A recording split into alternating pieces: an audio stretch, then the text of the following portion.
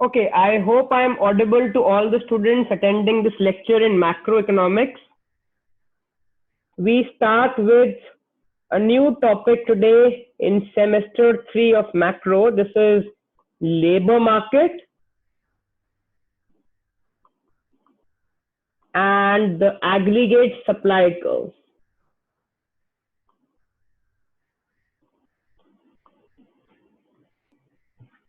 So in the last lecture, we had done the aggregate demand curve. And if all students can recall, the aggregate demand curve was derived from the ISLM market.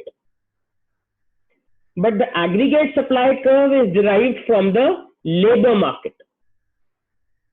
So what does aggregate supply curve show? First of all, the aggregate supply curve shows for each price level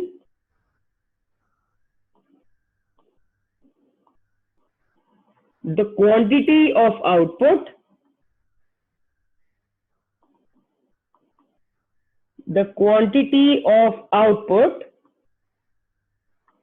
which the firms are willing to supply.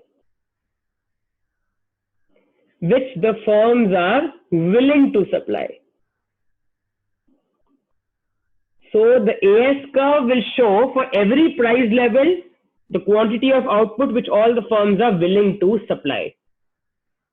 Today what we are doing? Today we are doing the long run aggregate supply curve. So we are doing the long run AS curve. And within the long run AS curve, we further have two types. One is called the classical aggregate supply curve. The classical aggregate supply curve. So the classical aggregate supply curve is based on the assumption. The classical AS curve is based on the assumption that the labor market is always in equilibrium. The labor market is always in equilibrium at the full employment level. At the full employment level. Since all the labor is fully employed,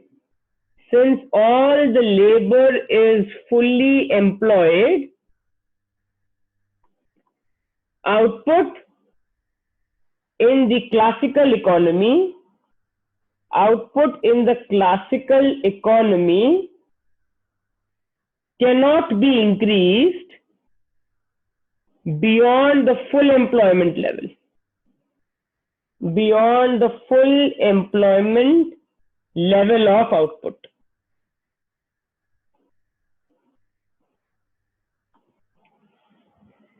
Okay, so this is the first type of aggregate supply curve, the long run aggregate supply curve, which we are studying. Now, all of us know that the classical economists believe that economy will always be at the full employment level. That means all the labor force in the economy is fully employed. That means as a firm, if I have to produce more output, that is possible only by hiring more labor, but all the labor is already fully employed. So that means I can hire more labor only by paying them higher wages because that labor is already working for some other firm. If I want to hire that labor, that is possible only by giving them even higher wages. Okay, so since output cannot be increased beyond the full employment level, I can say that the classical aggregate supply curve is vertical at the level of output. The classical aggregate supply curve is vertical at the level of output corresponding to the full employment level of output. corresponding to the full employment level of output.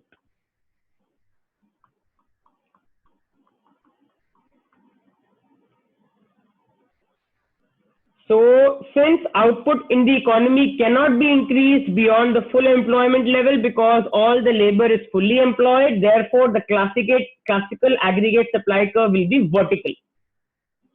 We can derive that. So let's derive it. So derivation of the classical AS curve. So we have three markets you can see.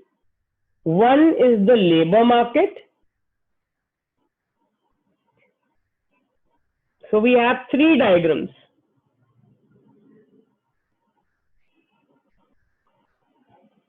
Okay. We measure employment here, which we capture by N. N stands for employment. And we capture the wage rate here, which we denote by W. Similarly, we have employment here, which we capture by N, and output, which we capture by Y. And I have output in the last diagram on the horizontal axis, and I have price on the vertical axis. So in the first, this is my labor market, the first diagram. This is by my labor demand curve, which is downward sloping. When wage rate falls, firms demand more labor, so labor demand curve is downward sloping. Labor supply curve is upward sloping. Labor supply curve is drawn for a given level of price, P0. Initially, my economy labor market is in equilibrium at point E0. My wage rate is W0 and my level of employment is N0. Now, corresponding to this level of employment, I have a production function. Output is a function of employment. All of us are familiar with the production function, right? The only thing is we don't have capital here. We have output as a function of employment, and you can see that the production function is concave to the origin because of diminishing marginal productivity of labor.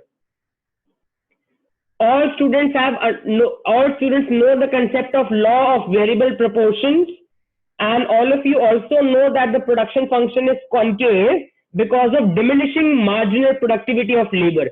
As you keep on hiring more and more labor, every additional labor produces lesser and lesser output because of diminishing marginal productivity. And then in the last lecture, we had derived the aggregate demand curve. This was my AD0. It is downward sloping and corresponding to, so my level of output corresponding to the level of employment N0, my level of output is Y0. Okay, so currently the economy is at E0.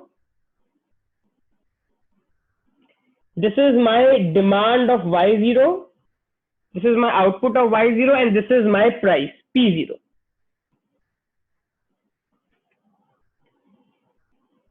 Okay, so I'm quickly revising. The first diagram is the labor market. Labor demand curve is downward sloping. Labor supply curve is upward sloping and is drawn for a given level of price level. Initially, the labor market is in equilibrium at point E0. W0 is the wage rate. N0 is the initial level of employment. Corresponding to that, my production function is Y as a function of N. And when N0 amount of employment is there in the economy, the output produces Y0. Okay, in the last diagram, we have the aggregate demand curve, which is downward sloping. Initially, the economy is in equilibrium at point E0. Y0 is the equilibrium level of output, and P0 is the initial price level. Now, suppose aggregate demand in the economy goes up.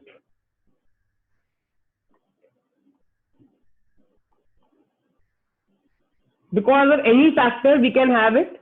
Aggregate demand can go up because of any factor. Suppose G bar went up. All of us know an increase in G bar, government expenditure causes the aggregate demand curve to shift to the right. So what will happen? So this implies AD curve shifts to the right, which implies at the same price T0, there is excess demand. There is excess demand for goods. How will the firms meet this excess demand? Therefore, to meet this excess demand,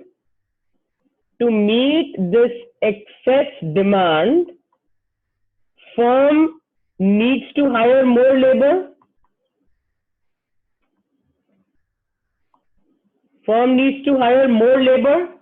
So what will happen? The labor demand curve will shift to the right from ND0 to ND1.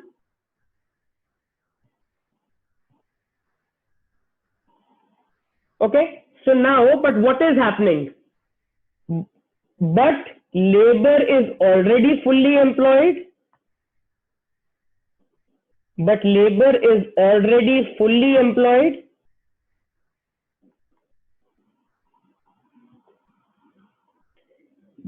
Therefore, firms can hire more labor. Only by bidding up the wages.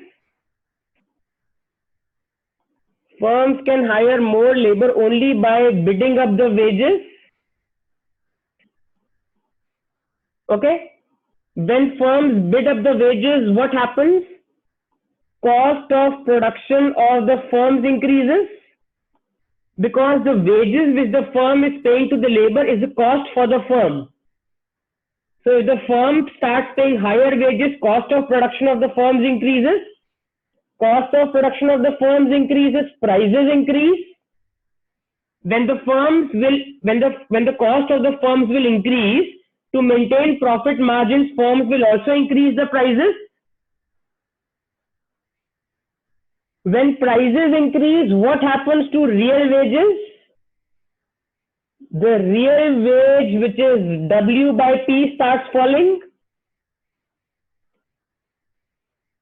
Okay, when prices increase, real wages start falling. When workers supply labor, they don't supply labor based on nominal wage. Workers supply labor based on real wage.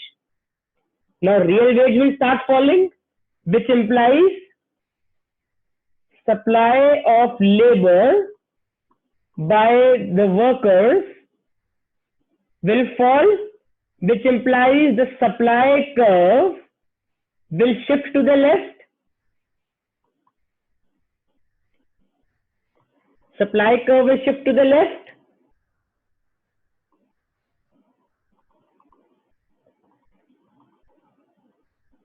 Till the economy reaches back to the initial level E1.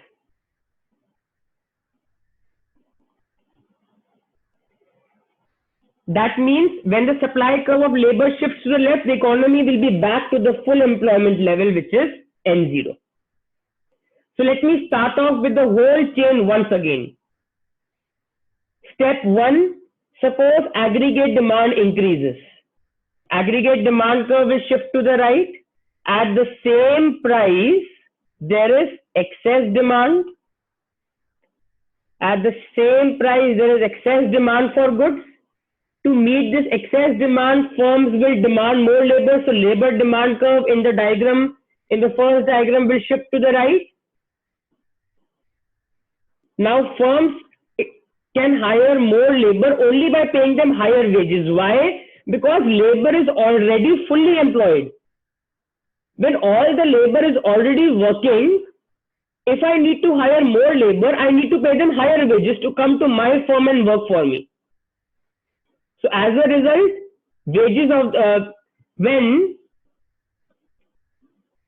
firm demands more labor, wages go up. When wages go up, price also starts going up.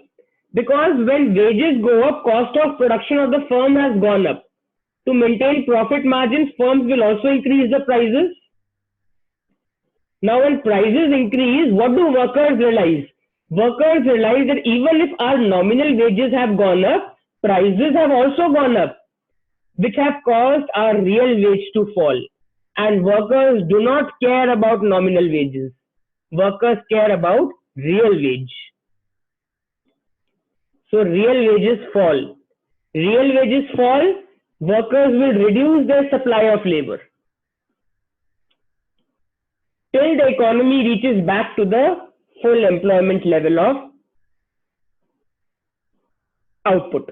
So N0 corresponding to N0, you can see that output is still Y0. That means we move ultimately from E0 to E0 dash, and then we move back to point E1. So my aggregate supply curve is vertical. You can see that in the last diagram, the line I am darkening, this is my aggregate supply curve. It is vertical. So the point to understand is that in the classical economy, since the economy is fully employed, there will be no change in the real factors. What are the real factors here? The real factors here are output and employment. So real factors, output and employment will not change. What will change is only the nominal factors. What are the nominal factors here? The nominal factors are wages and prices. You can see that wages will keep on going up. Prices will keep on going up. But the real factor, which is price, which is output and employment, will remain the same. Guys, I can continue with the process. Labor demand will further go up. But labor is fully employed. Firms can hire it only by increasing the wage, which increases the cost of production, which increases the prices, which reduces the real wage. So my labor supply will further fall. So we move from E1 to E2. We are back to the full employment level N0. That means what do we learn? In the classical economy, we cannot increase the output above the full employment level of output. No matter what happens, economy will return back to the full employment level of output and income. The real factors in the classical economy, like output and employment, will not change. Only the nominal factors will go up. Why? Because when firms plan to produce more, that is possible only by hiring labor. Now, if they hire labor, they will pay them higher packages, wages will go up. If I am the firm and if I know that I have to hire more labor, but I know that labor is already fully employed, how can I hire more labor? Only by paying them higher wages. If I do that, every firm will want to do that. So what will happen in the classical economy? Wages will keep on going up. Prices will keep on going up. But will the output change? No. Will the employment change? No. So this is called as classical dichotomy. If you must have heard this phrase, in the long run, in the classical economy, all what happens is increase in the nominal factors like wages and prices. The real factors in the classical economy will never change. So if I sum up the classical aggregate supply curve, so what do we learn? Conclusion.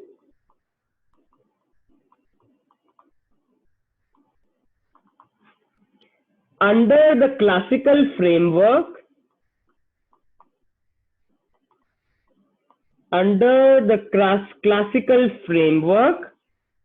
an increase in aggregate demand only has the effect of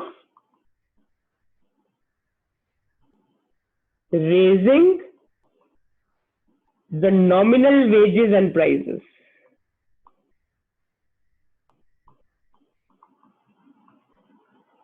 with no change in the real factors like output and employment in the economy.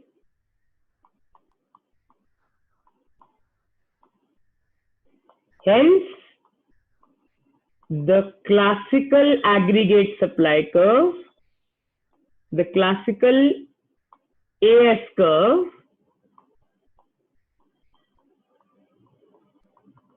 is vertical at the full employment level of output. The classical AS curve is vertical at the full employment level of output. So I hope all students have understood how we have derived the long run classical AS curve. Now guys, another thing, this whole story will happen only in the long run. Why? Because workers become smart only in the long run. You see, when firms will start paying higher wages, workers will not realize this immediately, that prices will also go up. Always remember, firms can make a fool out of workers in the short run. Suppose you guys are the workers and I am the firm, and suppose we are in the classical economy. Now if there is excess demand for goods, if I am the firm, I will start hiring more labor. I will hire more labor, I will pay them higher wages. But workers, what will workers think? Workers will think that we are getting higher nominal wages, let's work for them. So in the short run, output will go above the full employment level. But gradually with time, in the long run, the workers will realize that, okay, we are getting higher nominal wages, but prices have also gone up. That means our real wages have gone down. That means they will reduce their supply of labor in the long run, which will cause the output to go back to the full employment level in the long run, not in the short run. In the short run, you can produce the level of output above the full employment level in the classical economy. But ultimately, in the long run, you will go back to the full employment level because workers will eventually become smart in the long run. They will come to know that even if firms are paying us higher nominal wages, prices have also gone up, which implies our purchasing power has gone down. So they will reduce their supply back to the full employment level in the long run. So if firms can make a fool out of workers, that's possible only in the short run. Because eventually everyone becomes smart in the long run. Okay. Now let's look at the Keynesian aggregate supply curve.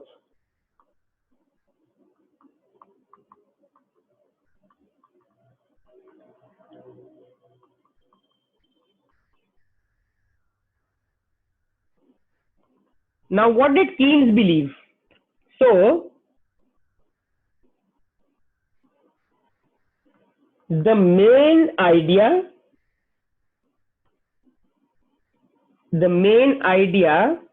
behind the Keynesian AS curve is that unemployment does exist in the economy.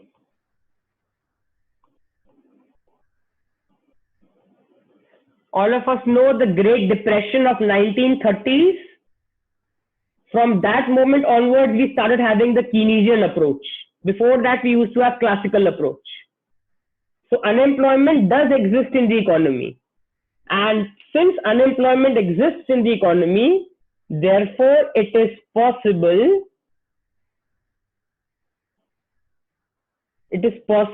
for the firms to hire as much labor as they want at the prevailing wage rate.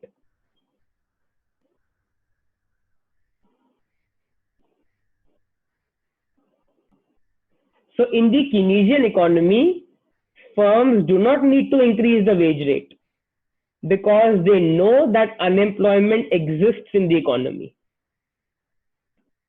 Since unemployment exists in the economy, who has the bargaining power? The firms, not the workers. That means if unemployment exists in the economy, you can hire more labor at the same wage rate.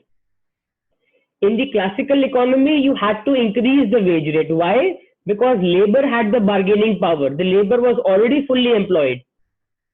But now the bargaining power comes with the firms. They know that some of the labor is unemployed. So that labor will be willing to work for us at the same wage rate. That means, therefore, the Keynesian AS curve is perfectly elastic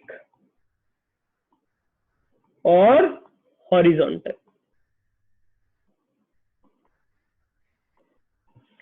The classical aggregate supply curve was perfectly inelastic or vertical.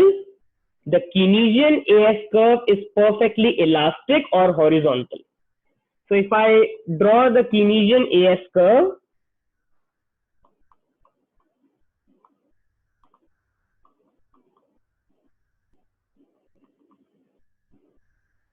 it looks like this.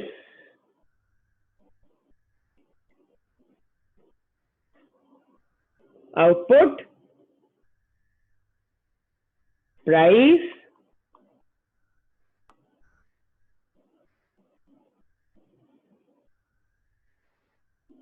Keynesian AS curve.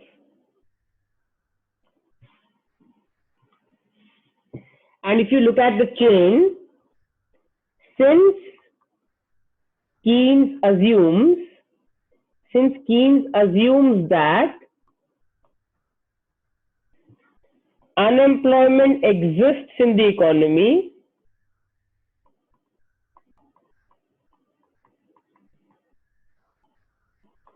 it implies more labor can be hired at the same wage rate, which implies no change in cost of production of the firms, which implies if there is no change in cost of production of the firms, no change in prices.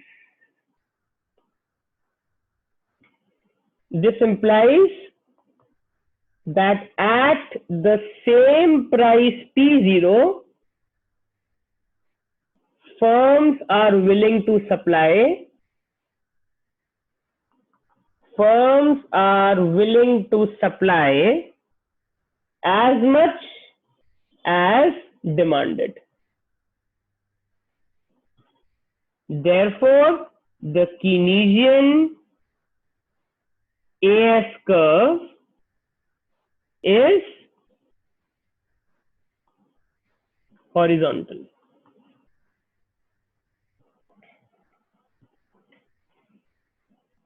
So I hope all the students have understood the Keynesian AS curve. Since unemployment exists in the economy, therefore you can hire more labor at the same wage rate, no change in cost of production of the firms, no change in prices. That means at the same prices, the firm is willing to supply as much as demanded. So Keynesian AS curve is perfectly elastic or horizontal. I hope all the students are clear with this. Okay, now let's move on to the impact of fiscal and monetary expansion on the classical and the Keynesian AS curve. Also, one more thing, students, Keynesian AS curve is also a long run aggregate supply curve. Keynesian AS curve is also a long run aggregate supply curve.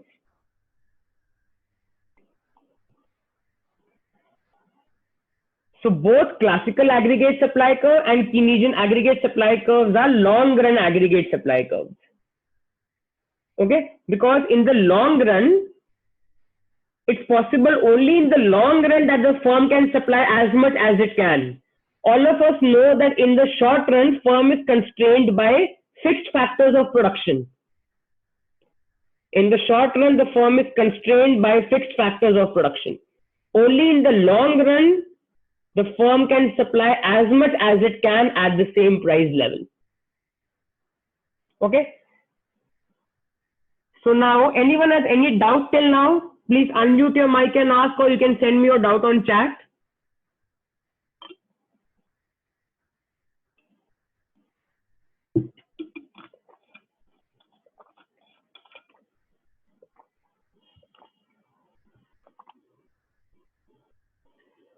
Okay, if there are no doubts, I can move forward. Now, let's look at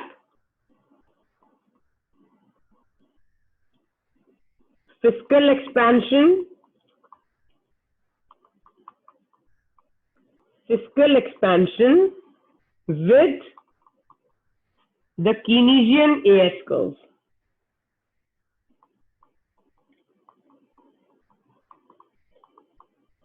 With the Keynesian AS curve.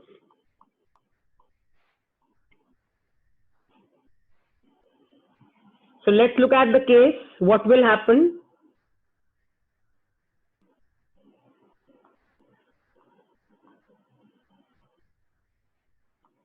So this is my origin. On the horizontal axis, we have output, interest rates, output and price level. Initial IS curve. IS curve is drawn for a given level of, say, government expenditure, G bar, G0 bar, I can say. LM curve is drawn for a given level of real money supply, M0 by P0. Initial equilibrium interest rate, initial equilibrium level of income demanded, Y0. Corresponding to that, we have the initial price level, P0. This is my initial aggregate demand curve, AD0, and my initial aggregate supply curve. Since we are in the Keynesian economy, my aggregate supply curve will be parallel to the x-axis, horizontal. Now, suppose G bar goes up from G0 bar to G1 bar. Fiscal expansion means suppose government expenditure has gone up.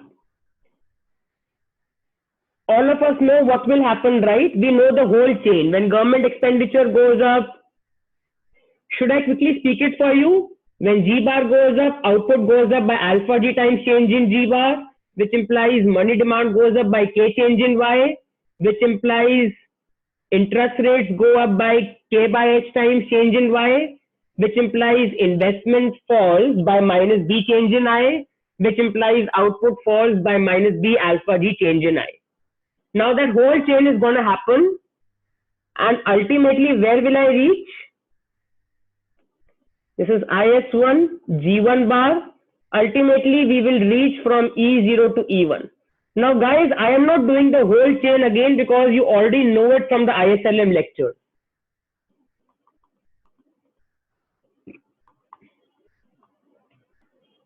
Ultimately, we know that we move from point E0 to point E1. So I can write, which implies IS curve shifts to the right from IS0 to IS1, which implies output demanded in the economy,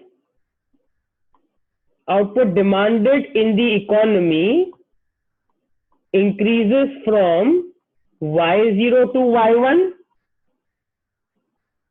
okay, which implies when IS curve shifts in the last lecture of aggregate demand, we had seen that when output demanded goes up, my AD curve will shift to the right.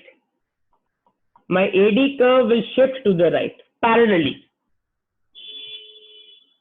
Okay, so this implies my AD curve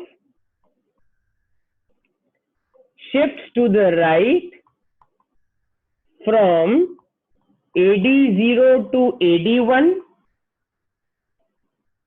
which implies excess aggregate demand. Excess aggregate demand, this is my excess aggregate demand. Now, but under the Keynesian system,